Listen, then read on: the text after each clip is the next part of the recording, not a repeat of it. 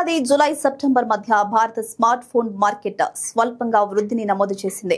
ఓండియా report ప్రకారం ఈ త్రైమాసికంలో స్మార్ట్ ఫోన్స్ షిప్మెంట్స్ 3% పెరిగి 48.4 మిలియన్ యూనిట్లకు చేరుకున్నాయి. వివో 9.7 మిలియన్ యూనిట్ల అమ్మకాలతో అగ్రస్థానంలో నిలిచింది.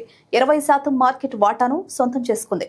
ఆ తరువాత శాంసంగ్ 6.8 మిలియన్ యూనిట్లతో 14%, షియోమి, ఒప్పో ఒక్కొక్కటి 6.5 మిలియన్ యూనిట్లతో ఆ తర్వాతి స్థానాల్లో నిలిచాయి.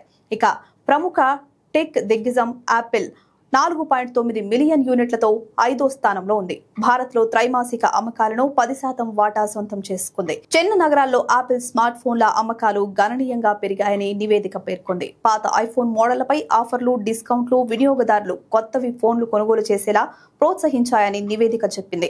పండుగ సీజన్ కు ముందు కంపెనీలు మార్కెట్లోకి పెద్ద ఎత్తున కొత్త స్టాక్ ను పంపాయి. క్యాష్ రివార్డ్, గోల్డ్ కాయిన్స్, బైక్లు, ట్రిప్ల పేరుతో రిటైలర్లు ఆఫర్స్ ప్రకటించడంతో అమ్మకాలు పెరిగాయి.